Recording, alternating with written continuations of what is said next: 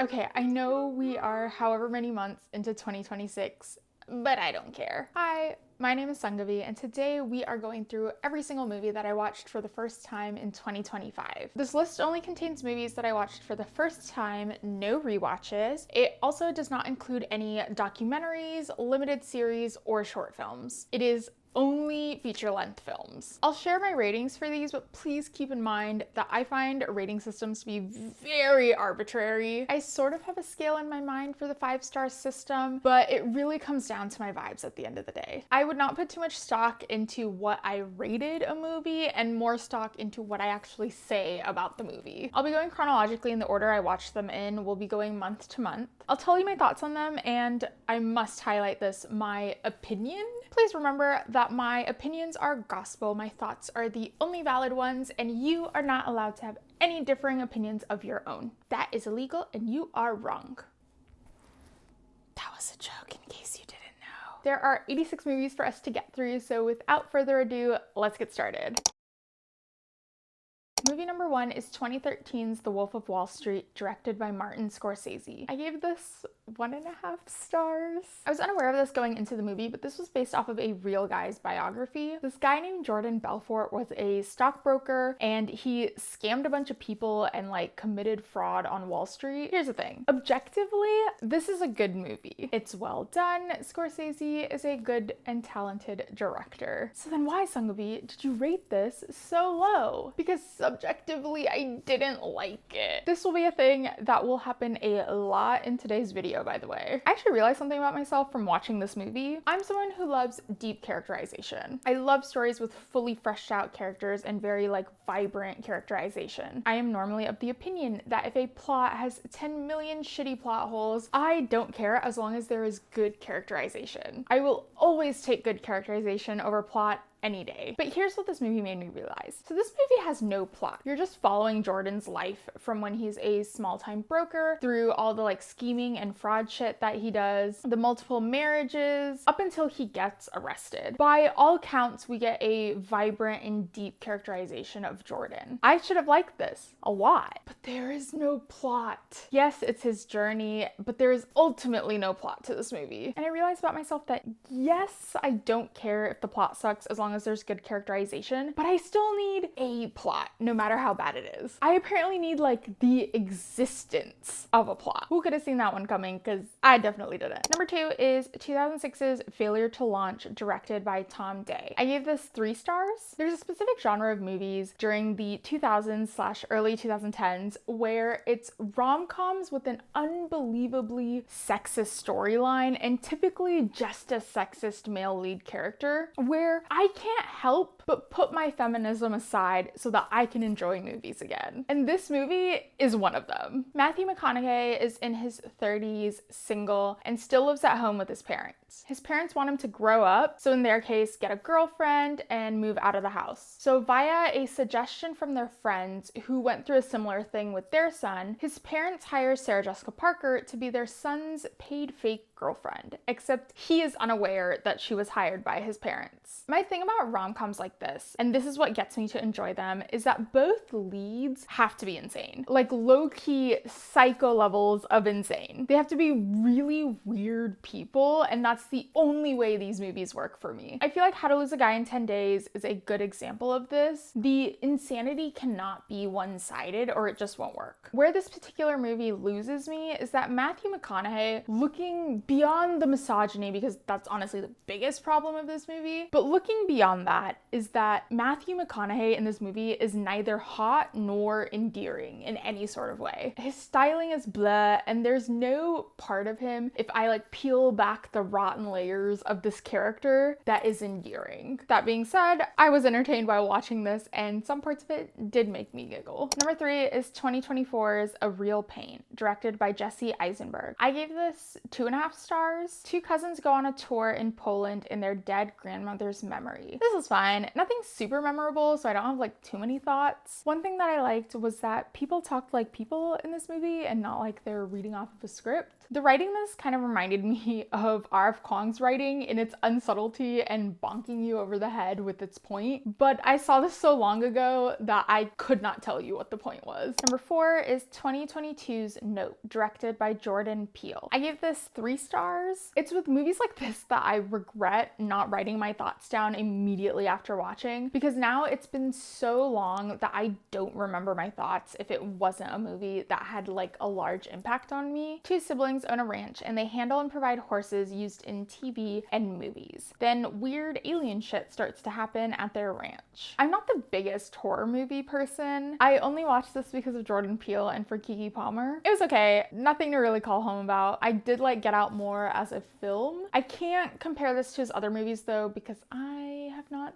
seen them. Number 5 is 2024's Wicked, directed by John M. Chu. I gave this 2.5 stars. Elphaba, a green-skinned witch, attends Shiz University where she butts heads with Galinda, a rich and titled witch that she ends up having to room with. I watched cam versions of the musical when I was a kid, so I had an idea of what was being adapted. Overall, I didn't like it. I didn't even know it was possible to make a modern movie with such a high budget and such craftsmanship in the sets and the costumes this ugly. It was honestly so upsetting. Dancing through Life was an absolute atrocity. I liked What Is This Feeling's choreo, and I think Cynthia's a good actress, but the film was honestly just too ugly for me to care about literally anything else. And if people think I'm being too harsh, a movie's visual aspect is quite literally the point of a movie, or else everything would just be a radio show. I saw what the sets looked like in real life photos, and to translate that into what it looked like in the film is actually so offensive. Number 6 is 2014's Gone Girl, directed by David Fincher. I gave this 2.5 stars. Rosamund Pike goes missing and her husband Ben Affleck is the prime suspect in her disappearance and possible murder. I have not read the book, so everything in this was all new to me. It's alright, I didn't have too many strong feelings, which is kind of sad because I really like David Fincher as a director and Rosamund as an actress. Number 7 is 2014's The Last 5 Years, directed by Richard LaGravenese.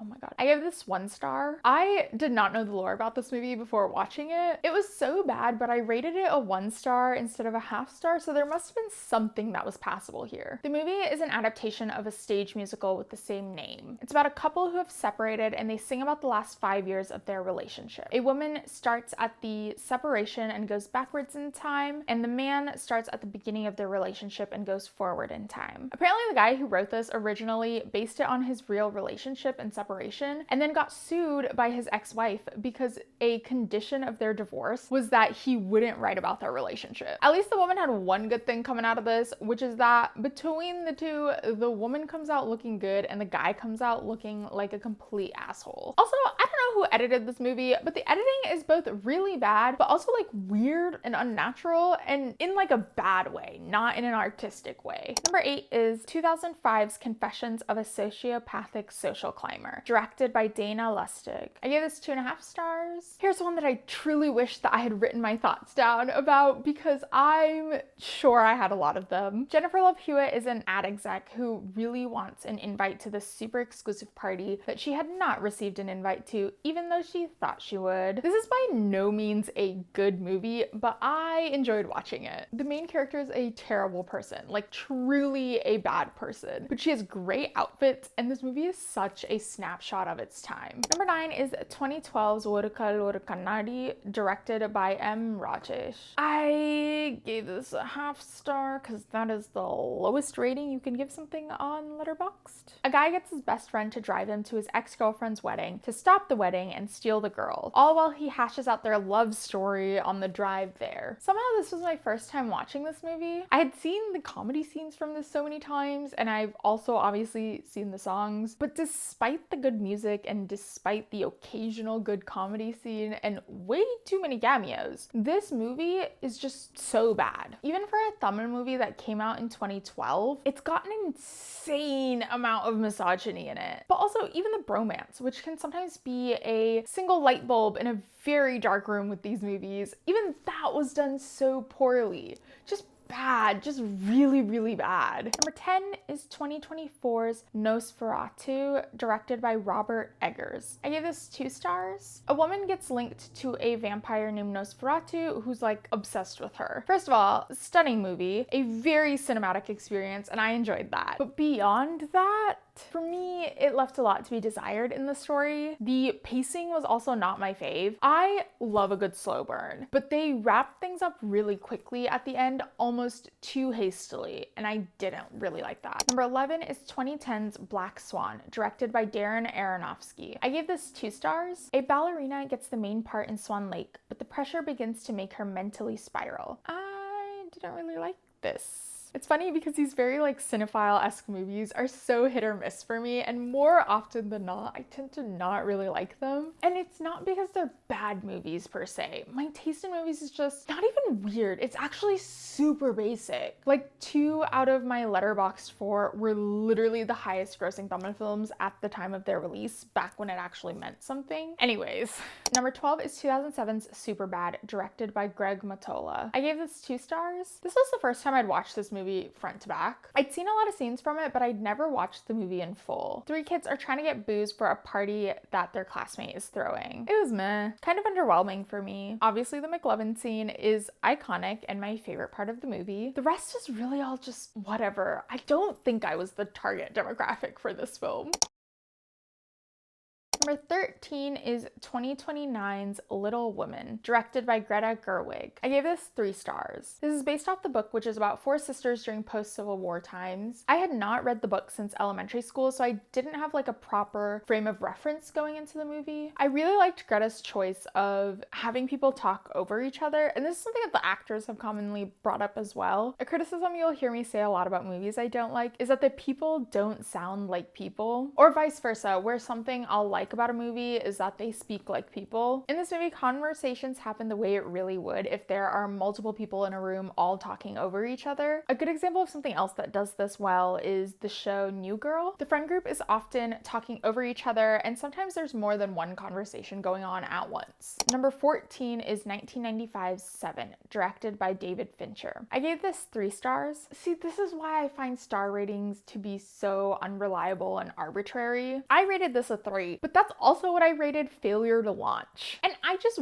would not consider both of those films to be on the same level whatsoever. 2 detectives chase after a serial killer who's doing kills based off of each of the 7 deadly sins. I like this movie. It's very intense though, not for the faint of heart. It's not jump scary the way a horror movie is, except for this one part where they find one of the victims, which did spook me a little bit, but it's more like the content is just very dark. The serial killer is very sadistic, and the movie does not flinch away from that the entire film. Number 15 is 2012's Cocktail, directed by Homa Adajania. I gave this 3.5 stars. A young woman goes to London to live with her husband, but he screws her over and she ends up meeting Deepika's character and living with her, and then because of that gets to know Saif's character. I like this. Deepika's character was just so endearing. I am also of the crowd who thinks that Deepika and the other girl should have kissed, and honestly, if not a sapphic love, the 3 of them should have become a throuple. I won't tell you who Saif ends up with, but I will spoil that one of them does. And in my opinion, it does not just a disservice to the girls' characters, but also to Saif's. His character does not grow or redeem himself in any sort of way. And there's no development in his character from the start to the finish, whereas both of the girls do get that change in their characterizations. I just believe that if Saif was rejected by both girls or got into a throuple with both girls, he would have been forced to examine himself and his actions and his feelings a little bit more than he actually does in the movie. Number 16 is 2021's Master, directed by Lokesh Kanagaraj.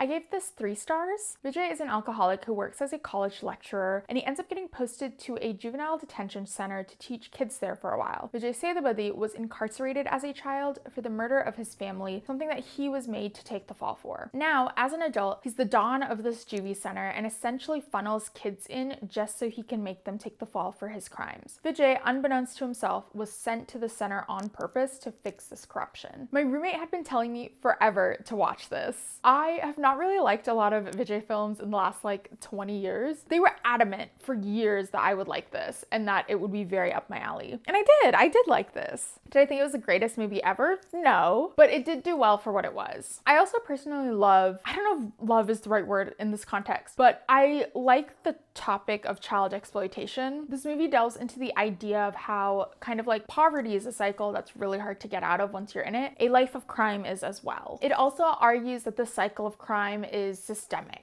Vijay Sethupathi grooms these kids in juvie to do whatever he wants them to do, and then when they grow older, they then groom the younger kids into doing whatever he wants. And it's this like MLM/pyramid scheme of grooming into crime, and do you see how it becomes a cycle? It's a topic that I care about a lot, and it's a theme that I like seeing explored in stories, and I feel like this movie handled the topic really well. Number 17 is 2002's The Good Girl, directed by Miguel Arteta. I gave this 1.5 stars. I don't remember too much about this movie, but Wikipedia labels it as a comedy drama, and maybe I just don't remember those bits, but where was the comedy in this? Also, I need to read you the Letterboxd synopsis for this because it just about sums it up. A discount store clerk strikes up an affair with a stock boy who considers himself the incarnation of Holden Caulfield. If you don't know, Holden Caulfield is the main fictional character in J.D. Salinger's The Catcher in the Rye, and I don't remember Jake Gyllenhaal's name in the movie, but he makes everyone call him Holden instead of his actual name. I don't know what I gave this movie 1.5 stars for, but I don't remember anything I liked from this movie. Number 18 is 2024's We Live in Time, directed by John Crowley. I gave this 3 stars. The movie essentially follows Andrew Garfield and Florence Pugh through their relationship. I'm pretty sure I watched this one on a plane. It was a cute watch, and honestly, the ending did get me a little teary-eyed, so maybe have tissues ready if you're gonna watch it. Number 19 is 2024's Saturday Night, directed by Jason Reitman. I gave this 2.5 stars. We follow the cast the hour and a half before the first Saturday Night Live episode. I don't know a lot of SNL lore, and I watched this on a plane, so I couldn't Google any names, but I was surprised by how many names I recognized. I liked it. It was an okay watch. I'm not a big SNL or sketch comedy person, so I wasn't nearly as invested in this as others may be watching it. Number 20 is 1999's Suyamvaram, directed by literally a bajillion people. I gave this 2.5 stars. I somehow didn't even know about this movie until my roommate told me about it. Not sure how it flew under my radar, and they were like, we need to watch this. This movie is crazy because they filmed the entire thing in one day. It was filmed with 14 directors and a massive ensemble cast. This guy has 1 million kids and they're all unmarried, and on his 60th birthday, he has a heart attack, and while laying in a hospital bed, he's like, oh, my dying wish is to just see my children get married before I pass away. And so the family puts an ad in the newspaper saying that they'll give money to anyone who marries his children, and they start conducting interviews on the applicants. The problem is that most of the kids already have partners, so now the children have to make sure that their partner is the one that gets selected through the interview process. Every single one of these kids is a whole ass weirdo, and y'all know I love that shit. It's honestly amazing that they filmed this in one day, even with how many directors it had. Unfortunately, because of the time it was made in, not that much has changed since. A lot of the running bits in this film are racist/xenophobic or like really creepy misogyny. So as a standalone movie, it is pretty mid, but there's some funny stuff in it if you dig deep. Beyond that, it's honestly a great feat. They did this all in one day. The cast is massive and so much happens in this movie. Not to mention it has like 4 or 5 songs that they needed to film like choreography for and all, and it's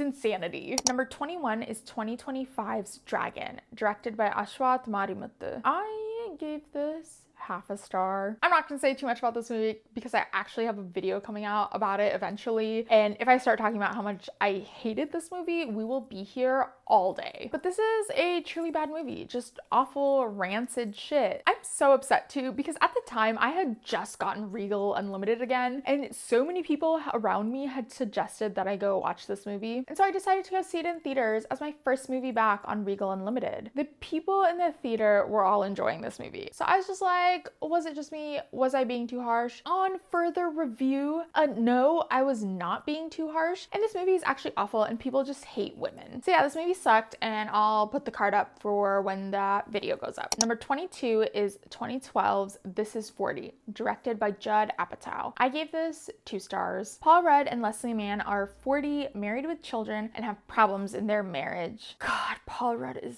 so awful in this. Also, that scene with Leslie where she's like, maybe I wanted to see Spider-Man. It's just, y'all are no longer compatible as people. This is one of those examples of your husband may love, which I actually personally don't think he does in this movie, but that's beside the point. But your husband may love you, but he doesn't like you. A bit of a rough watch, to be honest. Number 23 is 2025's The Monkey, directed by Osgood Perkins. I gave this 2 stars. Twin brothers find a killer monkey toy when they're kids, and it makes a bunch of people around them die, so they get rid of it. But when they become adults, it's back and killing people again. I saw this one in theaters. It was definitely more comedy than horror, because I get scared real easily, but this movie did not feel that scary. The monkey was a little freaky, I won't lie. Same vibes as the Toy Story monkey, which makes sense because they're like the same toy. I don't know. I just didn't think Theo James's double act was that great, but it was nice to see it in theaters. Number 24 is 2014's Paddington, directed by Paul King. I gave this 4 stars. A bear immigrates from the forests of Peru after his uncle dies, and he ends up getting stranded at Paddington Station, where a family finds and brings him into their home. This movie has so much heart and soul and whimsy in it. There's a line that Paddington's aunt drops when he tells him that he should go to London that I wrote down. They will not have forgotten how to treat a stranger, which is just yikes, right? Especially with like everything happening right now. Not that this isn't relevant for literally any other period of time ever, which is also equally as sad. It just hits a little extra hard, I feel like, which is also why it's just such a depressing line. Number 25 is 2022's Dawn, directed by Sibi Chakravarti. I gave a single star for cutie patootie Shivangi. I just find her so adorable. Sivakarthikeyan's dad is dead set on him becoming an engineer, but SK's got no passion for this line of work. Doesn't know what he wants to do in life, and he also ends up clashing big time with the principal at his college. This movie just didn't hit for me. It was very whatever. I didn't hate it, but I also didn't like it. Number 26 is 2025's Last Breath, directed by Alex Parkinson. I gave this 2.5 stars. This was based off of a real team of deep sea divers. When they're on a mission in the water, one of their members gets separated and they lose sight of him, which is basically a death sentence down there. I saw this in theaters. It was cool because I'd never heard of the story before, but I do not think this movie would have made that much of an impact for me if it wasn't a real story. I don't know if that makes sense. Because it was real, I was like, oh my god, this is crazy. But if it wasn't real and it was just like a fiction story someone made up, I probably would have been like, okay, cool, whatever. Because the pacing of this movie is very slow. I don't know if this is going to be a controversial thing to say, but the movie could have used more dramatization. Like, not in a put fake things in that like didn't happen kind of way, but in a make me feel more like I'm watching a movie and less like I'm watching a documentary. Number 27 is 2025's Companion, directed by Drew Hancock. I gave this 3 stars. If you don't know anything about this movie, I would recommend not watching the trailer and not looking it up before going to see it, because the director himself has said that in the original trailer cut, there's a very important aspect of this film that he did not spoil, but they made him spoil it in the final cut of the trailer because they were worried that people were not going to come see the movie if they didn't know this. I will not be spoiling it for you. A girl goes on a weekend getaway with her boyfriend and his friends to a guest house in the woods or beach or something, and crazy shenanigans happen. I like this. I really like the storytelling because it gets a little non-linear at points, and I enjoy that a lot. It is really bloody, and I'm personally not a fan of that, but it is a part of the genre. I don't know if this is considered a slasher, but I think it is considered a horror. It's not scary, it just gets really violent, so it's really bloody and gory, which is a staple of the genre, so I can't really complain, and I understand the point of its existence. I just personally don't like it. But I like the other stuff in this movie. Number 28 is 2000's Almost Famous, directed by Cameron Crowe. I gave this 2 stars. A kid wants to be a rock journalist and ends up getting an assignment from Rolling Stones magazine to tour with a famous band and interview them on this tour. Here's another one that I wish that I had written my thoughts for, but I also think it's telling that I do not remember anything or how I felt about it. I do think it's like half I have shit memory, but half it just did not have that much of an impact on me. Number 29 is 2000's Erin Brockovich, directed by Steven Soderbergh. I gave this 3.5 stars. This movie is based off of a real event, and Erin Erin Brockovich is a real person. Played by Julia Roberts, she's a single mother who ends up working for this lawyer on this case in Cali where PGE is putting waste in the water, and everyone in this town is getting sick from it. Erin helps prepare for the possible class action suit against PGE. God, I love this movie. Julia is just so great, and I can wholeheartedly say that this is her best performance ever. Also, I don't want to particularly objectify her, but this is undeniably her hottest role. She is so smart and her outfits are so cunty, and the two of those as a combo is just chef's kiss. She's also very like go-getter type attitude in this, like doesn't take no for an answer, but not in like a rapey way, but in a like hashtag girl boss kind of way. I think I fell in love with her just a little bit when she's all like, "That's all you got, lady. 2 wrong feet and fucking ugly shoes." Number 30 is 2025's Opus, directed by Mark Anthony Green. I gave this 1 star. I plays a writer who is invited to this hella culty island that's owned by a pop star, and then shit happens. I saw this in theaters and it was super underwhelming for me. Not sure if it's because I've just seen too many girl ends up in the middle of a cult and like culty stuff happens kind of films or what, but I did not A, feel like this movie gave me anything new, and B, it just felt as though they could have gone further with the crazy. It would often feel as though they were heading somewhere crazy but then stop right before the threshold type vibes. It felt a little bit like they were playing it safe or generic to me. Number 31 is 2025's Mickey 17, directed by Bong Joon-ho. I gave this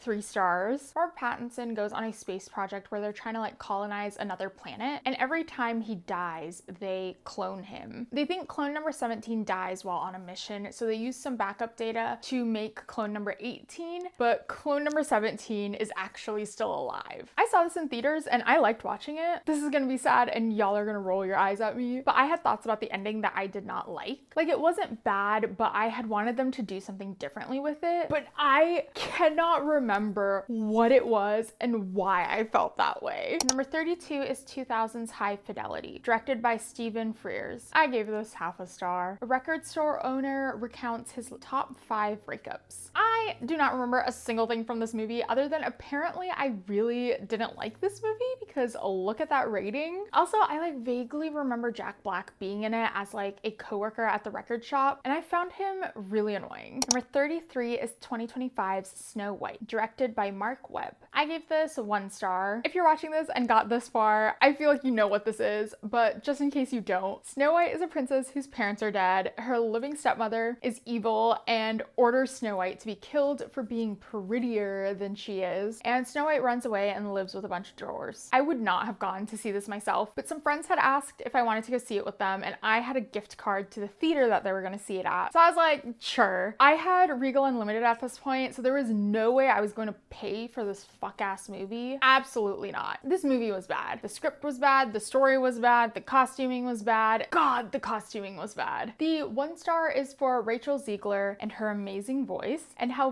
visually bright the movie was, because wow, you can see everything that is happening on screen. Why is the bar literally in the ground, guys? A lot of people didn't like the bandit guy, but I thought he was cute and better as a romance option than the prince. The rest of it sucked, and I'm glad it bombed. But Gal Gadot should be used to bombing by now.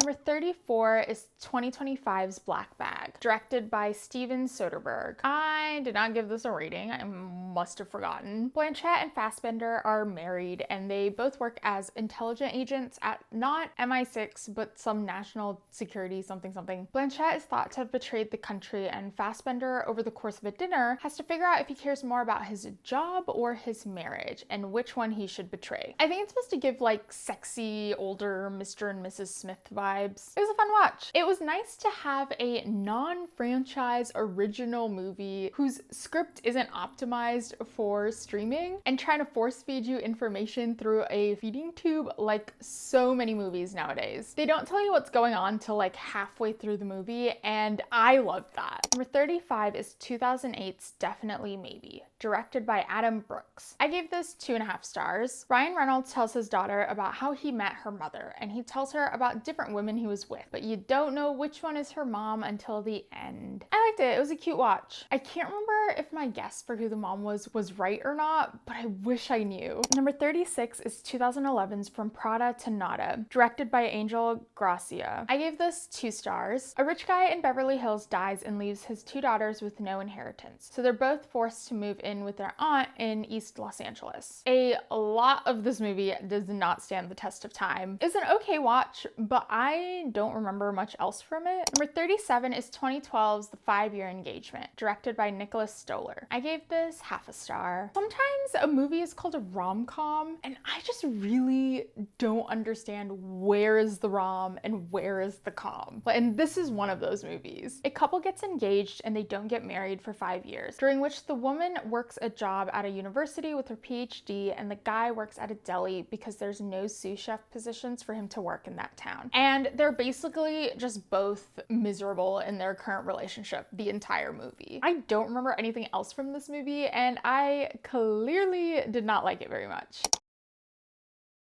Number 38 is 2025's Sinners, directed by Ryan Coogler. I give this 5 stars. A pastor's son is reunited with his gangster twin cousins as they decide to open up a juke joint, only to end up dealing with a vampire that's come into town. I love this. I think this is my only 5-star last year, at least for like newly watched movies. I saw this twice, once by myself, but then my roommate wanted to see it and I was like, I'll go see it with you if we watch it in IMAX. One of the things I liked about this is how much the story was like an onion. Every time you pulled back a layer, there was like another layer behind it. And then my favorite thing was all the characterizations of all the different characters. Y'all know I love me some good characterization, and I love how much you learn about each of the characters. They're also fleshed out, and we also get their interactions with each other. So you get these like extra layers of like relationships, and it was great. Number 39 is 2025's Test, directed by S. Sashikant. I gave this 0.5 star. It follows 3 people, Madhavan, Nayanthara, and Siddharth, as they get tangled up with each other during a cricket test match in Chennai. This movie was bad. It was so bad. There was not a single redeeming quality to come out of this movie. Plot was ass, the dialogue was ass, and dare I say, the acting was also kinda ass. Number 40 is 2025's Another Simple Favor, directed by Paul Feig. I gave this 3 stars. This is a sequel to A Simple Favor. The first one ends with Blake Lively in jail, and now she's back and having this big fat wedding in Italy. And Anna Kendrick is obviously invited, and there's a bunch of crazy shenanigans that happen, murder included, of course. I liked this. I loved how campy it was. Something that I think is really important for movies and TV shows, aside from characterization, is commitment to the bit. This movie commits to its campiness and shenanigery. It very much takes itself seriously, and it's not like trying to make fun of the fact that it's campy. The thing that pisses me off, and specifically in rom-coms that come out these days, and that's why they're all bad, is that not only do they not commit to the bit, but they also pose themselves as like higher brow, as not one of those lowly rom-coms, or like not like those other rom-coms type feel, you know? Fucking annoying is what that is. This movie is not trying to be an Oscar-nominated film. It's just trying to be crazy and fun, and I love that. Also, they totally set this up for a 3rd one, and I would love if this just became like a Knives Out type thing where they just make like a million favors. Number 41 is Thunderbolts, directed by Jake Schreier. I gave this 4 stars. This is a Marvel MCU movie. It follows Yelena, played by Florence Pugh,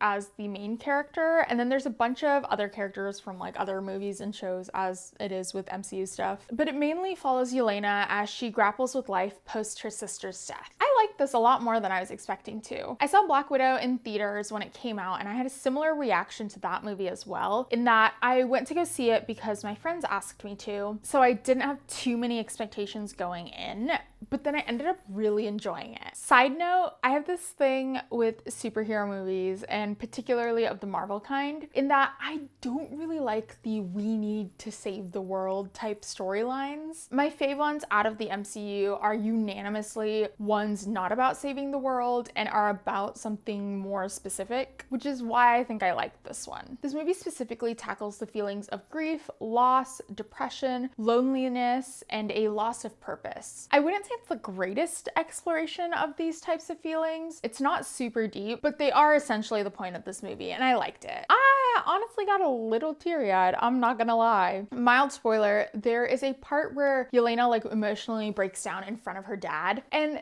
that bit got me a little. Number 42 is 2025's The Ugly Stepsister, directed by Emily Blichfeld. I gave this 2 stars. I would not necessarily call this a retelling of Cinderella, but from the sister's point of view, but at the same time, that is kinda what it is. It's a very grotesque and horrific and dark imagining of what it's like to be one of the ugly stepsisters. I did rate this a little on the lower end, and this is one of those situations where the movie itself is not bad. I just didn't like it entirely. There is a lot of body horror in this, which isn't really for me, but it is a visually stunning movie. Watching this was definitely an experience. There was so much happening in this movie, and honestly, if I wasn't an absolute lame-o when it came to the blood stuff, I might have rated this a little higher. Number 43 is 2025's Lilo and Stitch, directed by Dean Fleischer Camp. I gave this half a star. This movie, much like Snow White, was a movie I would not have gone to see if my friend hadn't asked me to see it with her, and if I didn't have Regal Unlimited, which is the theater I saw it in. It's about an alien who escapes prison in space and comes down to Earth to moonlight as a little Hawaiian girl's pet dog, all while the girl's older sister struggles to maintain custody of her. The friend I watched it with was from Hawaii, so it's nice to have someone that had that perspective and therefore might have different insights to the movie than me, but overall it was just bad. The little girl who played Lilo was so cute, but even she could not save it. This movie had 0 heart in it. Number 44 is 2025's Thug Life, directed by Mani Ratnam. I gave this half a star. A gang leader takes in an orphan boy who then grows up to try and overtake his leadership. I actually have an entire video on this movie. I'll put it up in the cards if you want to check it out. This movie is just so bad and just so disappointing given how big the director is and how notable all of like the cast are. And it was so overhyped just for it to be hot flaming garbage. Number 45 is 2025's Elio, directed by Madeline Sherifine, Dami Shi, and Adrian Molina. I gave this 2 stars. A little boy who's obsessed with aliens in space accidentally makes contact with life beyond Earth and ends up out in space as an ambassador for Earth in this intergalactic space UN. I really wish I could remember who said this or where I read it, but someone said that this had the same conflict resolution as Shark Tale, and that did kill me a little bit, and they are not wrong. I saw this in theaters and it was pretty meh. First of all, they really bonk you over the head with the military propaganda. There's like absolutely 0 subtlety in it. Second, you can tell that there's like a film behind the actual film. While you watch, you can tell that the creators wanted to say something else, but Disney clearly did not let them. And in doing so, what they made lacked heart and soul. I did not buy into the story. I was not super emotionally invested in it, which is kind of sad because I feel like it had a lot of potential and it could have been cute. Number 46 is 2015's Focus, directed by Glenn Ficarra and John Requa. I gave this 3 stars. Will Smith is a con artist who takes Margot Robbie under his wing and they date but then break up, and she comes back years later into his life to spoil a big con of his. This was a fun watch. It's not the greatest movie ever, but I love heisty and con artisty type movies, so it was a good time. Number 47 is 2025's Exterritorial, directed by Christian Zuber. I gave this 2 stars. This woman is an ex-soldier and she's in the US consulate with her young son when her son suddenly goes missing. No one at this consulate believes that her son's missing, and so she has to find him herself inside this building. It was an okay single time watch. Some parts of it were kind of boring to me, but in the end I was like, okay, what the fuck is going on? I want to know. So I kept watching. I did like how they wrapped things up in the end though. Number 48 is 2010's All Good Things, directed by Andrew Jarecki. I gave this 1 star. This is a fictionalized dramatized version of the story of Robert Durst, who famously murdered a bunch of people, including his wife. Robert Durst refused to be interviewed by anyone, and after this movie came out, he reached out to the director, Jarecki, and was like, yeah, you can interview me. Jarecki ended up making this documentary called The Jinx that is absolutely riveting, and I would highly recommend it. I believe that I watched this movie right after I watched the doc. Number 49 is 2025's Bring Her Back, directed by Danny and Michael Filippo. I gave this 1.5 stars. When their dad dies, a brother and sister are sent to live with a foster mom, and they end up finding out some creepy ass shit happening at the house. This movie did not engage me as much as I wanted it to. I know a lot of people really liked it, and I wanted to as well. I just didn't. I'd seen Talk to Me when it came out in theaters, and I really liked it. So I was excited to see Bring Her Back, but it just didn't do it for me the way Talk to Me did. I will say, despite that, I think that Danny and Michael are fantastic directors, and I'll honestly watch whatever else they make next. There's just such few people currently who are getting the opportunity to make films with original stories and make them with like real directorial choices, and I want to support people that are doing that so we can get more of it. I think it's important for me to say that I don't think this was a badly made movie by any means. I just didn't like it, and that to me is an important distinction. Number 50 is 2025's Jurassic World Rebirth, directed by Gareth Edwards. I gave this 1 star. God, did this movie piss me the fuck off. Y'all know how Jurassic movies work. There are dinosaurs, people do things pertaining to dinosaurs, woo woo, yay yay. I was really upset with this movie. I'm not looking for Jurassic Park, it's not E.T., it's not The Godfather, but I at the very least wanted to have a good time, and this just wasn't it. It's really frustrating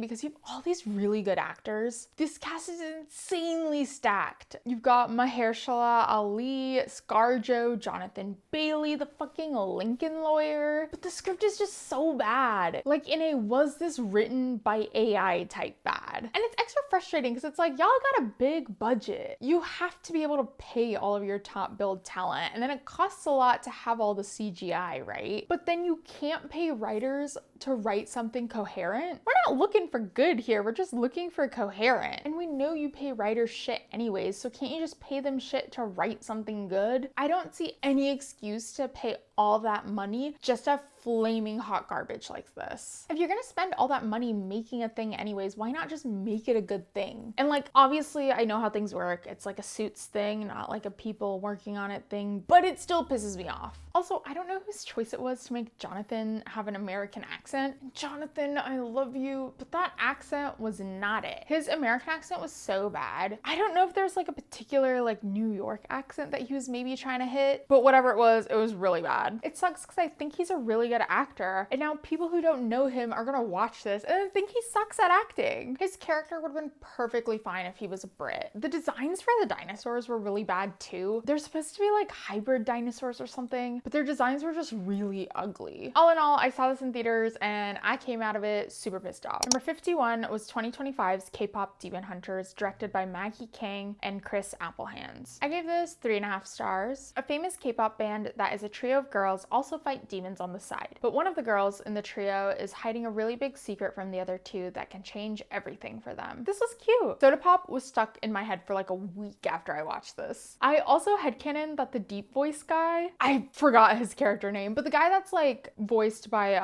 Lee Byung-hun, I was convinced that he was Rumi's dad, but then that's like a thing that they don't touch on at all in the movie. So I guess I'll never find out if I'm right or just a crazy theorist. Also, I love the Blue Tiger, literally stole the show for me. Number 52 is 2025's Karate Kid Legends, directed by Jonathan Entwistle. I gave this 2.5 stars. This is like every other Karate Kid story. Kid has a thing he has to overcome, and through the power of karate, he does. Except in this, his old mentor is Jackie Chan, or Jackie Chan's like a family friend or something. And then Jackie asks Ralph, hey, can you help this kid for me? So this is very much a movie that like banks on your nostalgia if you're big on the Karate Kid movies. Honestly, I thought this was gonna be way worse than it actually was. As a story, it works, in my opinion. It's pretty basic, but not bad by any means, and I found the karate scenes fun enough. Number 53 is 2024's Conclave, directed by Edward Berger. I gave this 3.5 stars. The Pope dies and the conclave must vote for a new one. However, not everyone in the conclave is on the same page and drama ensues. I love these very like character-driven type stories. In this, you have to know each cardinal and like each of their relationships to the other cardinals and their relationship to the Vatican, but then also their relationship to Catholicism, because there are like some more conservative, some more liberal. It's all very political. I liked it more than I thought I would. The content material is not really up my alley. I have many a not great thought about the Catholic establishment, so I was pleasantly surprised. Number 54 is 2025's Superman, directed by James Gunn. I gave this 4 stars. I don't really know how to describe this one. Is that weird? Superman goes up against Lex Luthor as Lex tries to bring Superman down by getting him canceled. I saw this in theaters and I enjoyed it. I love the interview scene with Lois, and I love the actress who plays her. I watched her Mrs. Maisel show and I thought she was fantastic in it. I will say it was a little hard for me to unhear Midge while watching this, but she's great nonetheless. I thought the guy who played Superman was good too. Coming from someone who has never seen the Henry Cavill ones, because honestly, they look boring as hell to me. So I don't really have anything to like compare him to, but I thought he was fine. Number 55 is 2001's Two Can Play That Game, directed by Mark Brown. I gave this 2.5 stars. Vivica Fox is dating Morris Chestnut, who cheats on her with Gabrielle Union, so Vivica tries to get her man back. First of all, unrelated, but the name Morris Chestnut always makes me feel like it's this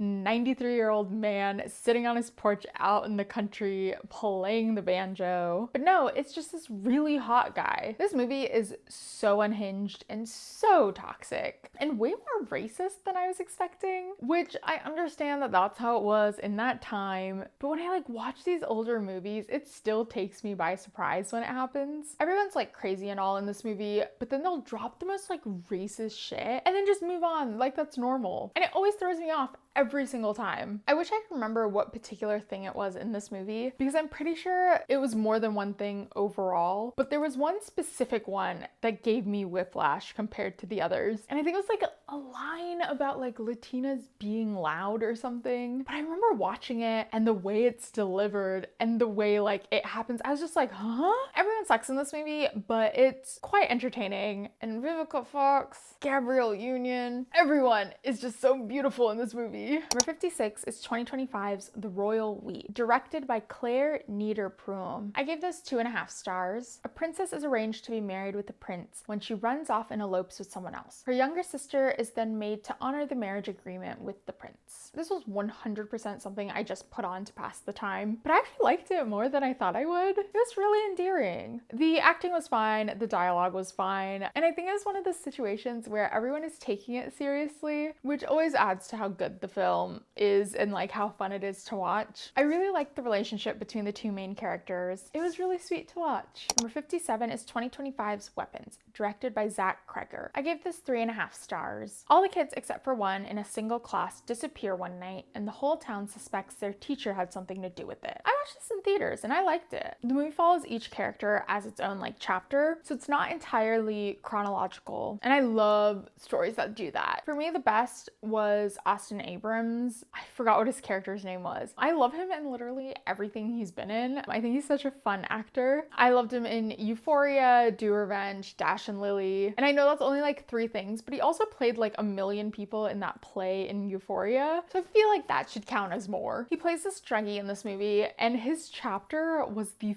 funniest one. I didn't recognize him at first because I went into the movie knowing almost nothing about it. Like I didn't even watch a trailer. A coworker had wanted me to see it with her and I said yes, and that was it. I like that this didn't play like your typical horror movie. It did play more into the comedic aspect, which I enjoyed. Also, the movie didn't scare me as much as I thought it would. I would say the only thing I didn't like is I'm kind of over the whole like creepy old lady who can't get rid of the need for youth trope. We've done it, we've seen it.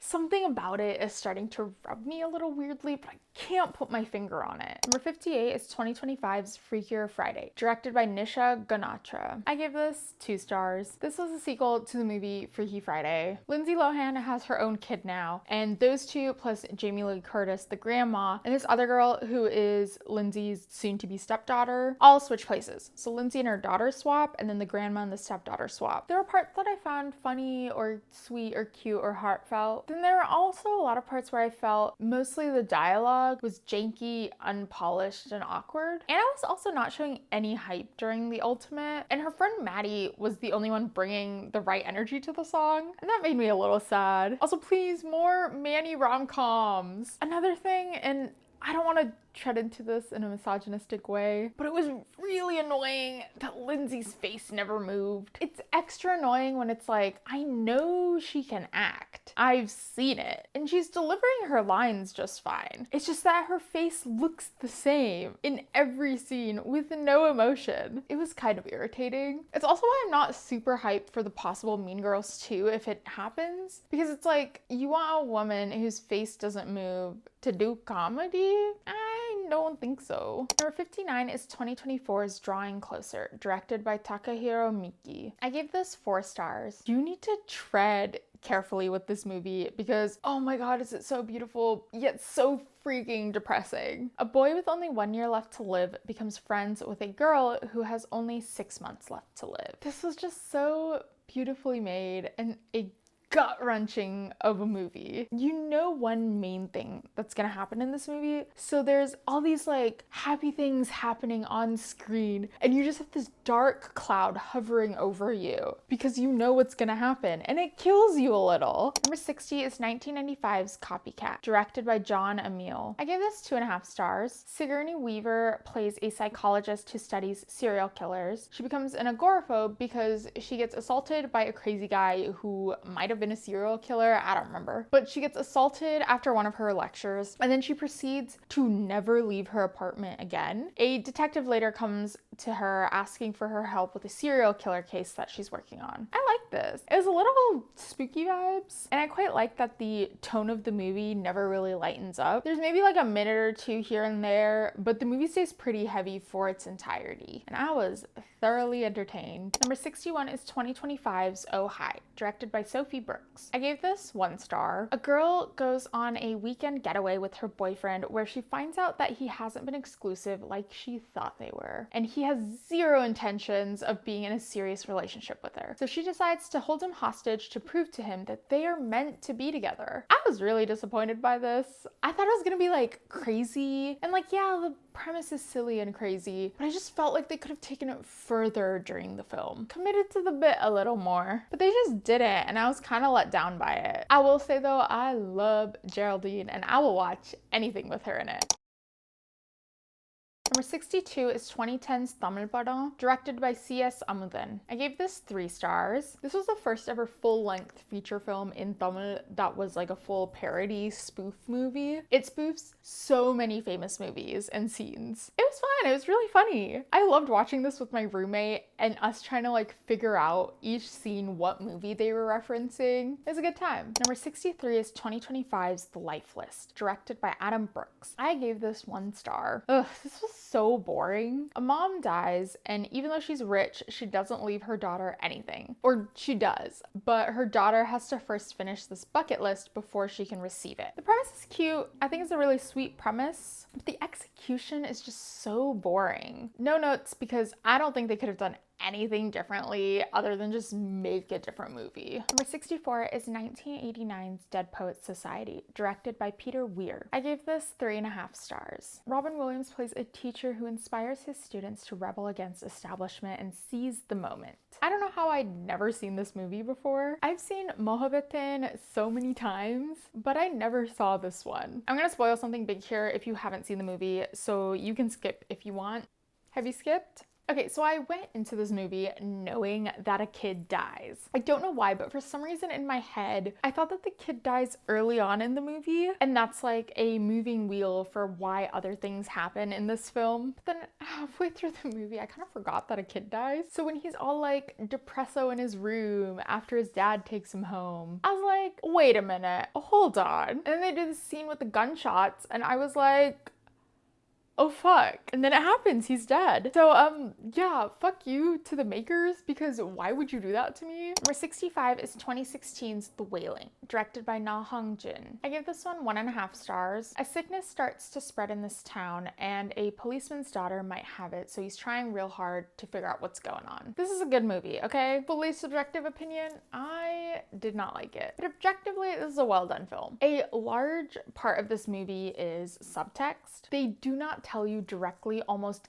anything in this movie. At least 90% of it is fully like you need to glean the info from between the lines. And I like that a lot. The things I didn't like were, it's a darker movie and I'm not the biggest fan of that. It's also got this like shamanism aspect to it and I'm not super into that either. Number 66 is 2016's Sausage Party, directed by Greg Tiernan and Conrad Vernon. I gave this 0.5 star. A hot dog link goes on a journey to find out what actually happens when they leave the grocery store. I was hella sick when I watched this. Like I had a raging fever, which was a way that I had not been sick in a really long time. So it hit me pretty badly. And this movie was truly a fever dream. It's bad. It's so bad. I thought it would just be like corny or something, but no, it's just really bad and so racist. Like not even in like a funny way, just like straight up racist, but also all the other isms as well. God, this movie is just really bad. 0 out of 10, would not recommend.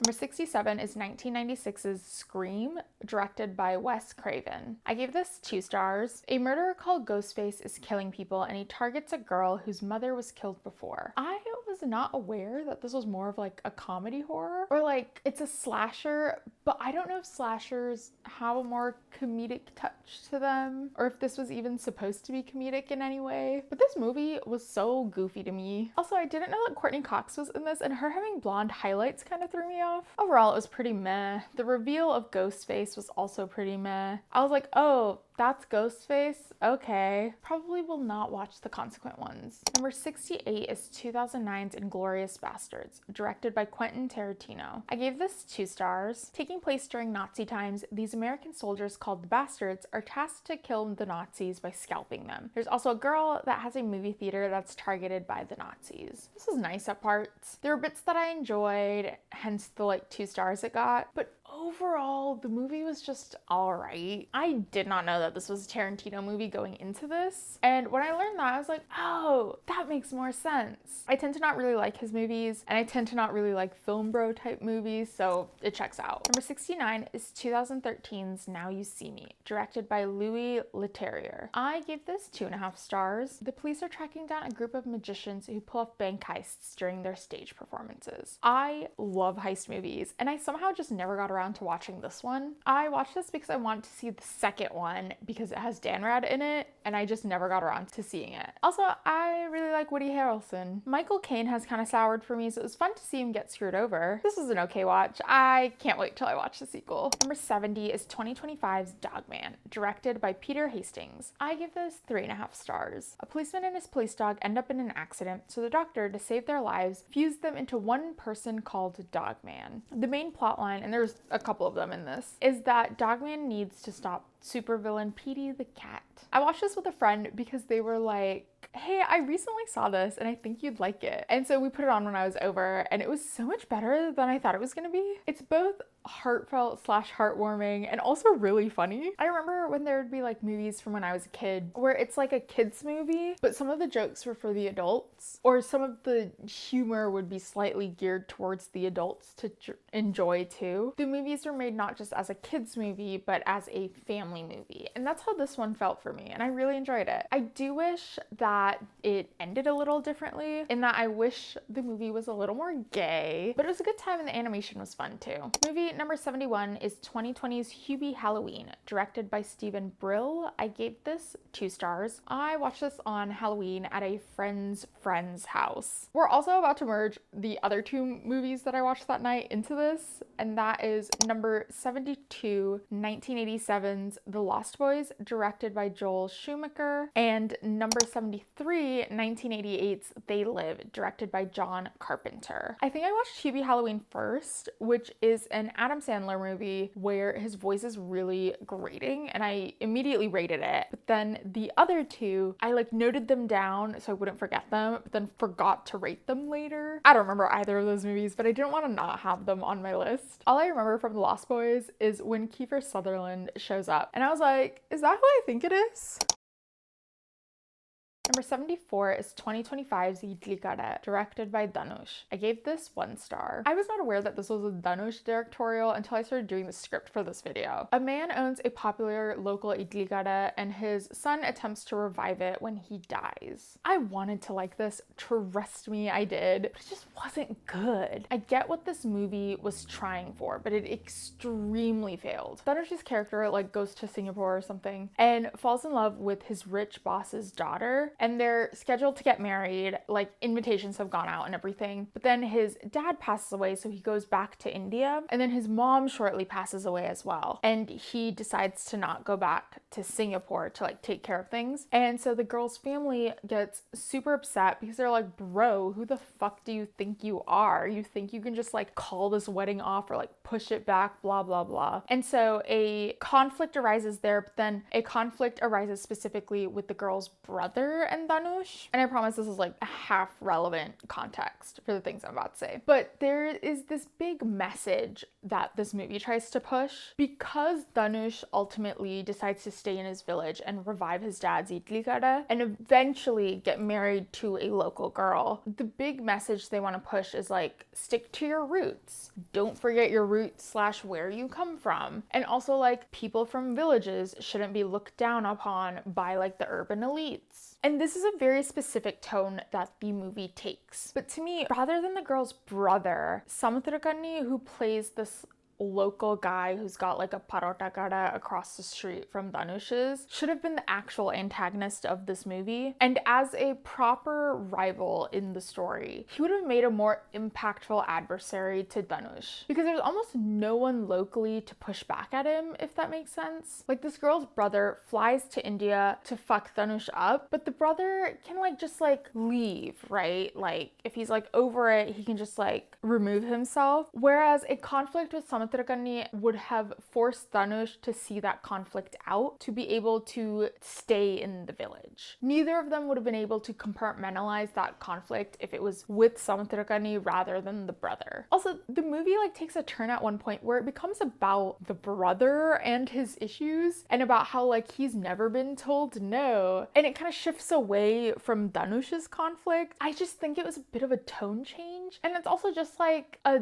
this isn't what we came here for kind of vibe. If they had at least made the conflict with the brother something along the lines of the brother tries to rival the Idlikare in some kind of way. I don't know, there's like a level of localization that the story lacks for me. It tries to paint with too broad of a brush, and I don't like it. It's as if it's like trying to tell one story in the beginning and then it ends up telling a different story like 3/4 of the way through. I don't like it, and this movie was a big disappointment. It gets 1 star for Nithya Menon because she's just so goddamn cute and endearing in literally any role she plays. And you can't help but love her in this. But overall, this movie sucked. Number 75 is 2025's Housemates, directed by Rajveer. I gave it 2.5 stars. A couple moves into their own flat after marrying, but then weird stuff starts to happen and they think that there are ghosts in the house. I will say there is a tone change halfway through the movie. It's got very comedic vibes for the first half, but then it gets real serious for the second half. It was an okay watch. Number 76 is 2025's How to Train Your Dragon, directed by Dean DeBlois. I gave this 2.5 stars. This is just a one-to-one remake of the animated movie. The main kid was cute, but the movie was also like visually really great. I don't know, it was whatever.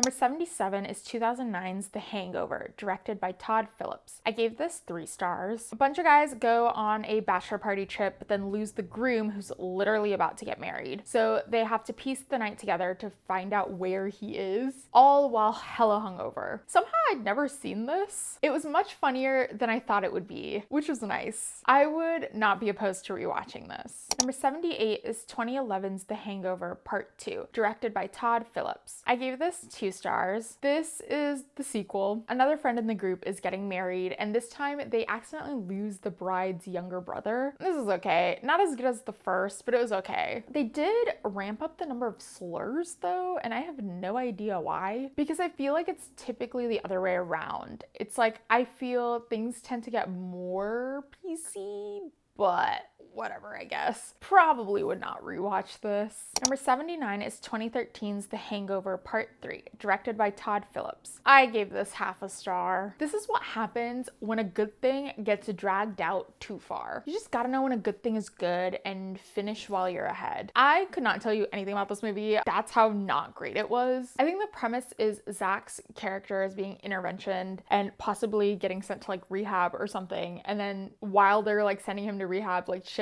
happens on the way. I'm not too sure though. Number 80 is 2025's Begonia, directed by Yorgos Lanthimos. I gave this 2.5 stars. 2 conspiracy guys kidnap a CEO lady because they believe she is an alien who wants to destroy Earth. I have seen Poor Things, so I am somewhat familiar with the Lanthimos of it all. Jesse Plemons is great in this, as is the guy who plays his like brother or cousin or something. Emma did not, in my opinion, have much heavy lifting to do in this, so she was kind of okay. But this was a nice watch. Without spoiling, I will say the ending ended exactly the way I wanted it to, and if it hadn't ended that way, I would have been like, this is dumb. Number 81 is 2025's Materialists, directed by Celine Song. I gave this 2.5 stars. I had no interest to watch this until Song's comments about the broke boy propaganda thing. So yay, noise marketing, I guess. A woman who works for a matchmaking company is trying to pick between either a rich guy she's dating or this much less wealthy man who she used to date in the past. I get why Song said what she said, and I agree with it in the sense that we do need to change the language around the way we speak about poor people. However, I just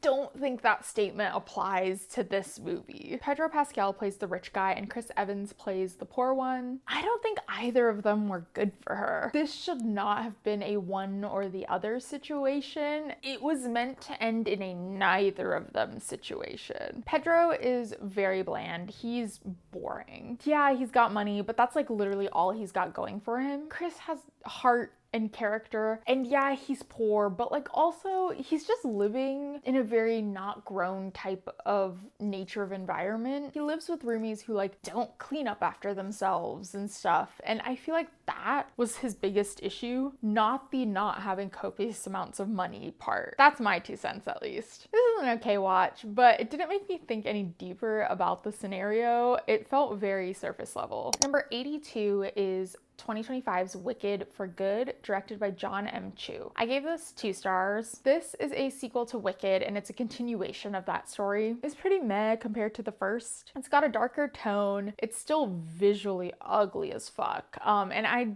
didn't really like it. I don't know what my 2 stars were for. Number 83 is 2025's Wake Up Dead Man, directed by Ryan Johnson. I did not rate this. This is the 3rd Benoit Blanc whodunit mystery, and this time he's called to a church to investigate the murder of the Monsignor. A priest is implicated, but the priest says he didn't do it. I love all the Knives Out movies, and I hope they make a million of them. I love murder mysteries, especially like the Clue style whodunits.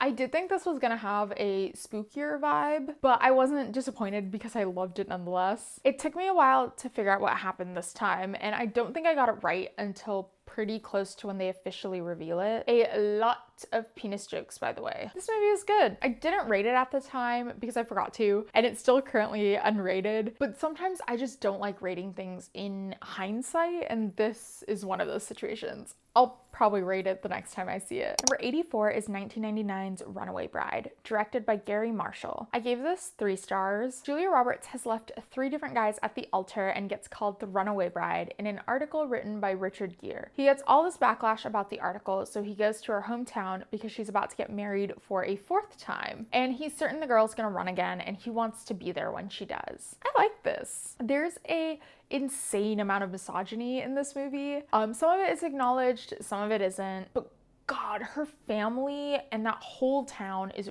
really creepy. And the main guy is like occasionally creepy, but it was a nice watch overall. Also, his cat's name is Ampersand, and I love that. Number 85 is 2009's I Love You Man, directed by John Hamburg. I did not rate this. Paul Rudd is getting married, but he has no best friend to serve as his best man. He ends up making friends with Jason Segel, and shenanigans happen. My roommate had their little cousin visiting when we watched this, and their face when I told them that this is just what Andy Samberg's hair looked like back then. This kid only knew him from Brooklyn Nine-Nine, but this movie came out during Andy's SNL and like Lonely Island era, and I had to be like, yeah, that hair is not for the movie. He just looked like that. This is more enjoyable than it was set up to be. I was really worried that Paul Rudd was gonna turn into like a terrible partner by the end of the movie, and that I was gonna be like, ugh, girl, why are you still marrying him? Leave him. But that's not how I felt, and it was cute. Also, so many recognizable people in this. Number 86 is 2009's The Ugly Truth, directed by Robert Luketic. I did not rate this. I can't believe that this is the movie I ended the year with. Technically it wasn't, it was the Sister Act movies, but this was the last new movie that I saw. Katherine Heigl, oh, she's so pretty, plays a single network morning show producer, and Gerard Butler plays this hyper-masculine, misogynistic, podcasty guy. It's not a podcast, but it's got like a Joe Rogan podcast vibe. Her network ends up hiring him, and they have a bet of sorts that he can help her get a guy if she does what he says, because he knows what men want better than her. It's an extremely chauvinistic and misogynistic movie, but yet it is legions better than so many movies that come out these days. And that really upsets me. You guys are making me go out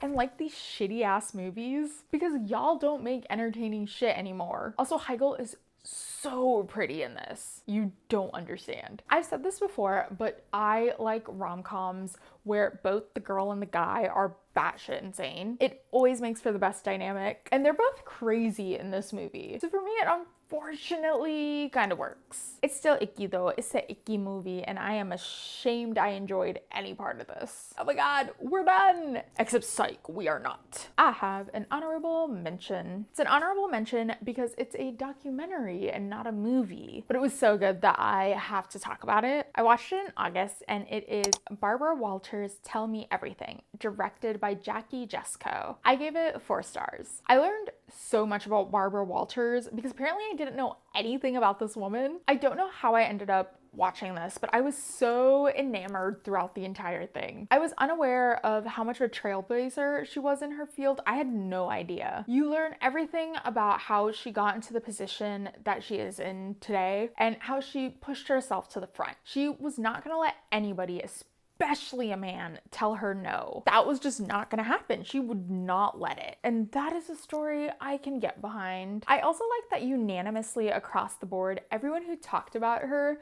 would be like, she's not the nicest or the greatest person, but damn, is she good at what she does. Would highly recommend. It's a single part and not particularly long. If you end up watching it, please let me know what you think. I would love to hear it. Okay, now we're actually all the way through. That was 86 movies. I don't know how we got through all that, but we made it. Good job. If you've made it this far and you liked what you had to hear, please subscribe to my channel. I talk about movies, books, TV, and whatever else is currently on my mind, though we haven't gotten to that part of the channel yet. If you have any thoughts, agreeing with me or disagreeing with me on any of the movies that I talked about today, or just any thoughts in general, please let me know in the comments down below. Also, if you have any recommendations of both things that I should watch this year, but also like things that I should read this year or topics that you think I'd be interested in, also let me know those as well.